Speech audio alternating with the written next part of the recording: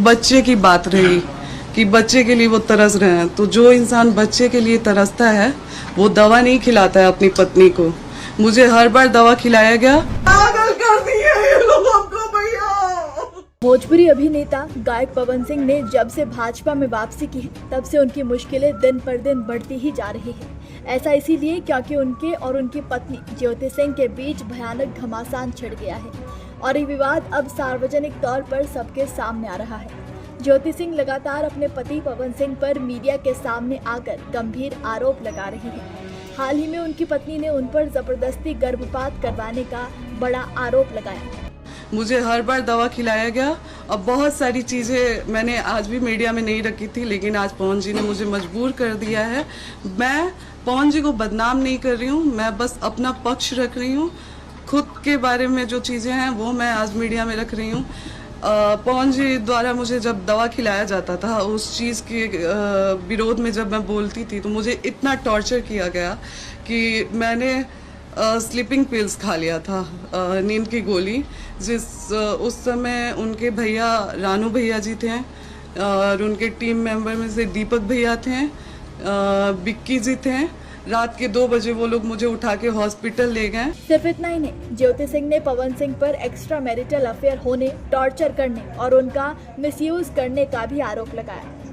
उनका कहना है कि लोकसभा चुनाव में मेरी मांग में सिंदूर भरा गया, मुझे स्टार प्रचारक बनाया गया, लेकिन अब वो मुझे अपनी पत्नी स्वीकारने से भी इनकार कर रहे हैं। 15 साल में कार्यकर्ता के रूप में काम किए पार्टी में, फिर भी उनको पार्टी के द्वारा टिकट नहीं मिला, तो वो हमें टिकट क्या दिलाएंगे? मामला नहीं था क्या? दोबारा जब पति पत्नी की तरह मुझे रखा गया उस समय चुनाव में मामला नहीं था क्या? जब लोकसभा चुनाव से पहले पवन जी मुझे अपने फ्लैट पे लेके गए उस समय कोर्ट में मामला नहीं था क्या? जब दोबारा पवन जी चुनाव के बाद मुझे 20 दिन 25 दिन लाके अपने घर में रखे उस समय कोर्ट में मामला नहीं था। लेकिन दोबारा जब ये लोकसभा चुनाव में बुला के मुझे यूज किया गया, मेरे मांग में सिंदूर भरा गया, तो क्या मेरा कोई मान सम्मान नहीं है?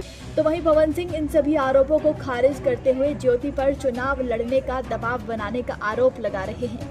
उन्होंने कहा कि ज्योति लगातार चुनाव लड़वाने की रट लगाए हुए हैं, ये मेरे बस में नहीं है, इसलिए वो गलत आरोप लगा रही है। आपको बता दें कि भोजपुरी सुपरस्टार और सिंगर पवन सिंह 30 सितंबर को भाजपा में लौट आए। उनकी वापसी भाजपा के बिहार प्रभारी विनोद तावड़े ने कराई। मंगलवार 30 सितंबर सुबह पवन सिंह, तावड़े और भाजपा नेता ऋतुराज सिन्हा के साथ राष्ट्रीय लोक मोर्चा सुप्रीमो उपेंद्र कुशवाहा से मिलने दिल्ली स्थित उनके आवास गए। वहां पवन सिंह ने कुशवाहा से आशीर्वाद लिया।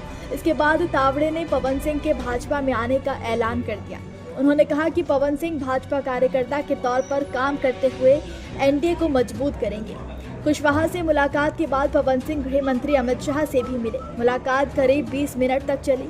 पवन सिंह के भाजपा में वापस आने से पहले सोमवार 29 सितंबर रात विनोद तावड़े और राष्ट्रीय सचिव ऋतुराज सिन्हा ने कुशवाहा से मुलाकात की थी।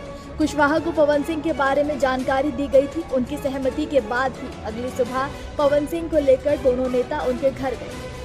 ऐसे में चलिए जान लेते हैं कि आखिर पवन सिंह है कौन। बता दें कि पवन सिंह भोजपुरी गायक, अभिनेता, संगीतकार और संगीत निर्देशक हैं। पवन सिंह ने 2024 लोकसभा चुनाव से पहले बीजेपी ज्वाइन की थी। बीजेपी ने बंगाल के आसनसोल से लोकसभा का टिकट पवन सिंह को दिया था, लेकिन उन्होंने आसनसोल से चुनाव लड़ने से इनकार कर दिया था। जिसके बाद 2024 के लोकसभा चुनाव में पवन सिंह ने बिहार के काराकाट लोकसभा क्षेत्र से निर्दलीय चुनाव लड़ा था, लेकिन लोकसभा चुनाव में पवन सिंह को हार का सामना करना पड़ा। निर्दलीय चुनाव लड़ने पर 22 मई 2024 को भाजपा ने पवन सिंह को पार्टी से बाहर कर दिया। उस वक्त वो प्रदेश कार्य समिति के सदस्य थे।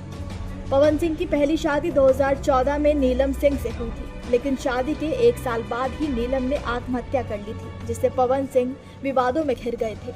इसके बाद 2018 में पवन सिंह ने बलिया की रहने वाली ज्योति सिंह से दूसरी शादी की।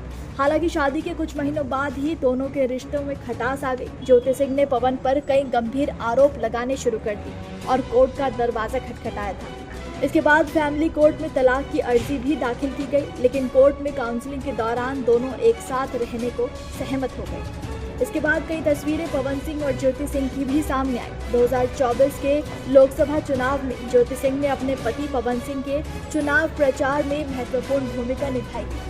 चुनाव में पवन सिंह दूसरे नंबर पर रहे थे। लोकसभा चुनाव के बाद से ही ज्योति सिंह लगातार काराकाट संसदीय क्षेत्र के विभिन्न विधानसभा क्षेत्रों में जनसंपर्क अभियान में लगी है।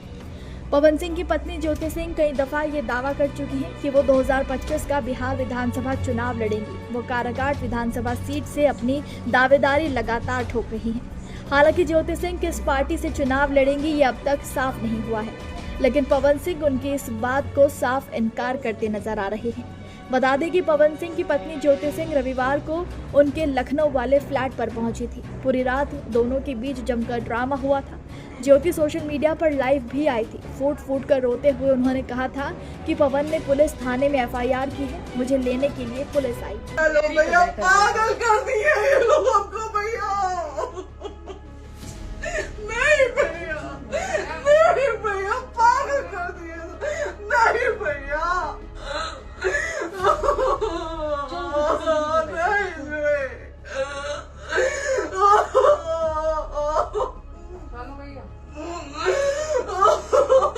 भैया बर्बाद कर दिया ये आदमी, हमको बर्बाद कर दिया भैया।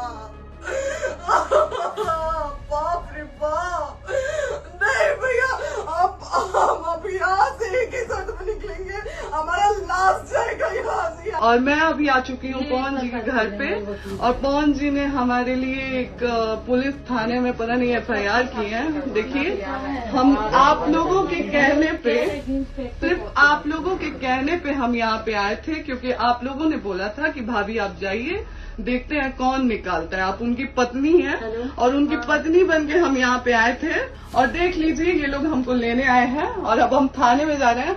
अब आप लोग फैसला करेंगे, आप जनता हैं, आप लोग फैसला करेंगे कि हमें न्याय कैसे मिलेगा। अब आप लोग फैसला करिए। और मैं हाथ जोड़ के रिक्वेस्ट कर रही हूँ, यहाँ पे बार बार बेइज्जत किया जा रहा है मुझे। जानकारी के मुताबिक हाल ही में पवन सिंह ने दिल्ली में भाजपा के अध्यक्ष JP नड्डा और केंद्रीय मंत्री अमित शाह से मुलाकात की। अब पवन सिंह की विधानसभा चुनाव लड़ने की चर्चा है। जानकारी के मुताबिक पवन सिंह को बीजेपी आरा या काराकाट से टिकट दे सकती है। इस बीच पवन सिंह को केंद्र सरकार ने Y+ की सुरक्षा दी है। पवन सिंह अब 11 सिक्योरिटी गार्ड्स के साथ घूमेंगे, जिसके बाद उनकी पत्नी ने भी अपनी सुरक्षा की मांग सरकार से की है। नमस्कार, मैं हूं मानक गुप्ता। अगर आपको हमारा ये वीडियो पसंद आया हो तो इसे लाइक और शेयर जरूर करें, और हाँ, हमें सब्सक्राइब और फॉलो करना ना भूलें, ताकि आप देश और दुनिया की कोई खबर मिस ना करें। तो जुड़े रहिए हमारे साथ और देखते रहिए News 24।